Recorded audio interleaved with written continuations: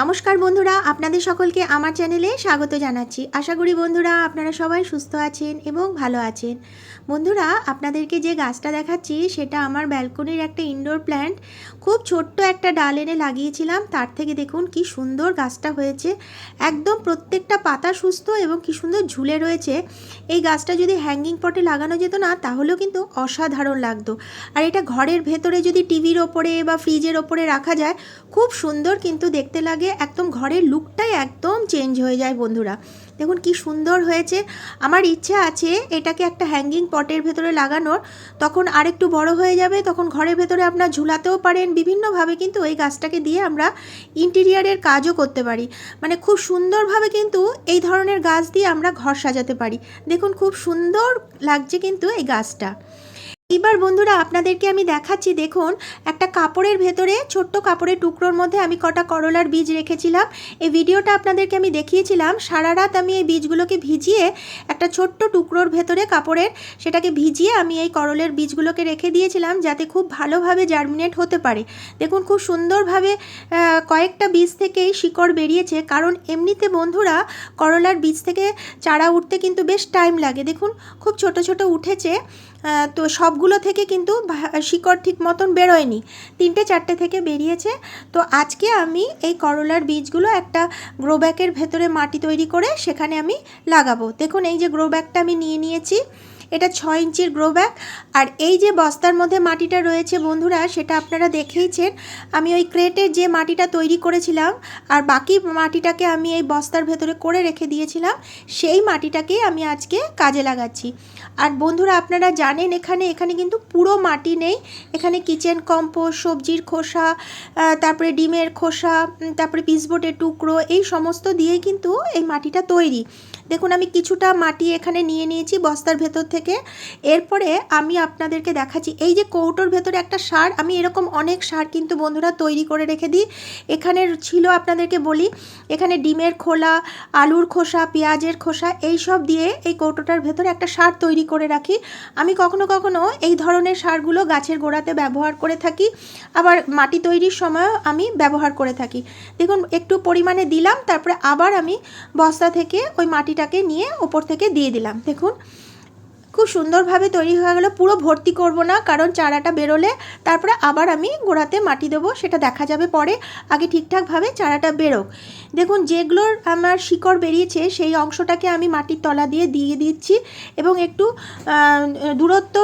দূরত্ব করে করে আমি বীজগুলো একটু লাগাবো, কারণ ঘন ঘন করব না।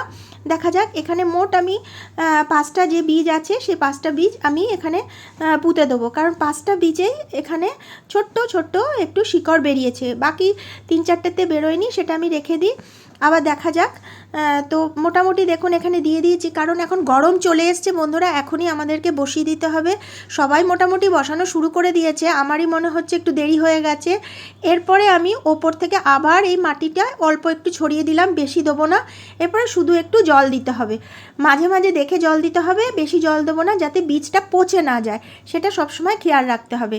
আর এই দেখুন বন্ধুরা আমি কালকে রাত্রে অনেক ধরনের বীজ এনেছিলাম, সেই বীজগুলো আমি কালকে রাত্রে এখানে ভিজিয়ে রেখেছিলাম। এখানে রয়েছে আপনার ভেন্ডির বীজ রয়েছে, কুমড়োর বীজ রয়েছে, শশার বীজ রয়েছে, আর রয়েছে উচ্ছের বীজ রয়েছে। এই 4 ধরনের বীজ আমি এখানে ভিজিয়ে রেখেছি।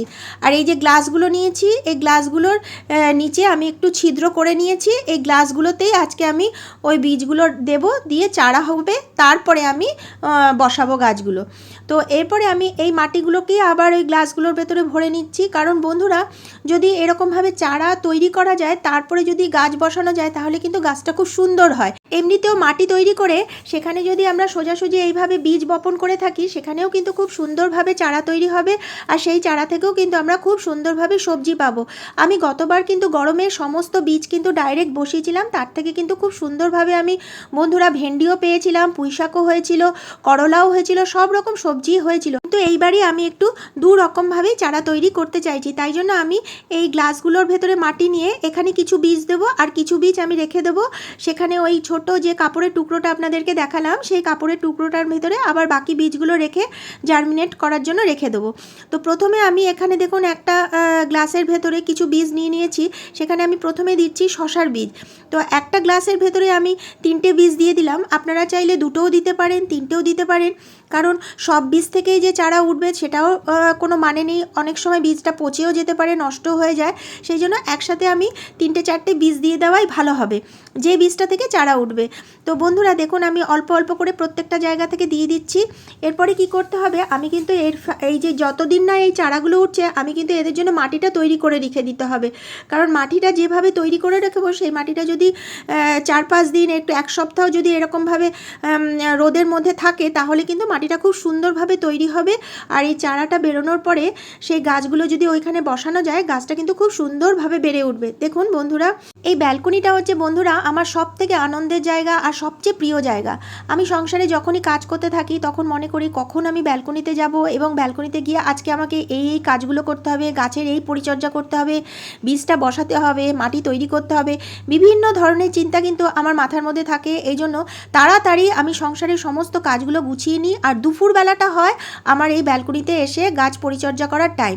দুপুর ছাড়া আমি সময় পাই না, কারণ প্রতিদিন আমার ছেলে এখন বাড়িতে থাকছে, স্কুলে পরীক্ষা চলছে, আর সেই জন্য আমার কোনো রকমভাবে আমি সকাল দিকটা সময় পাই না।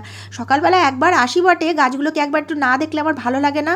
তো সমস্ত দেখুন গ্লাসেই আমি বীজগুলো বসিয়ে দিয়েছি। এবারে ওপর থেকে অল্প করে একটু মাটি ছড়িয়ে দিচ্ছি। দেখুন বন্ধুরা, গাছগুলো তো এবার কবে উঠবে সেটাই এবার বসে থাকার প্রতীক্ষা। যত তাড়াতাড়ি উঠবে এবার গাছগুলো লাগাতে হবে তাড়াতাড়ি। আর দেখুন বাকি যে বীজগুলো রয়েছে আপনাদেরকে আমি বললাম ওই ছোট্ট কাপড়টার ভেতরে আমি রেখে দিচ্ছি। এবার এগুলোকে একটু মুড়িয়ে রেখে দেবো, অল্প অল্প করে একটু জল দিয়ে ভেজাবো, বেশি ভেজাবো না, তাহলে কিন্তু বীজগুলো পচে যাবে। এটা দিয়েও আবার চারা যখন বেরোবে, একটু ছোটো ছোটো শিকড় বেরোবে, সেগুলোকে আমি আবার মাটিতে ডাইরেক্ট বসিয়ে দেবো। এইভাবেও কিন্তু বন্ধুরা খুব সুন্দরভাবে চারা তৈরি হয়। দেখুন এরপরে অল্প অল্প করে জল নিয়ে এবার একটু দিতে হবে এগুলোর ওপরে, বেশি কিন্তু জল দেওয়া যাবে না। বন্ধুরা সারা দিন একটা ব্যস্ততা থাকে কিন্তু আমার এই ব্যালকনি বাগানটা নিয়ে। খুব ছোট ছোট বা খুব অল্প পরিমাণে সবজি হয়, যেমন আপনাদেরকে দেখিয়েছি টমেটো সাইজগুলো খুব ছোট ছোট, কিন্তু যাই হোক না কেন বন্ধুরা সম্পূর্ণটা কিন্তু একদম অর্গানিকভাবে হয়। আর আমার ভীষণ ভীষণ আনন্দের জায়গা, ব্যস্ত থাকার জায়গা, যেটার জন্য আমার মন শরীর ভীষণ ভালো থাকে এই ব্যালকনি বাগানটার জন্য।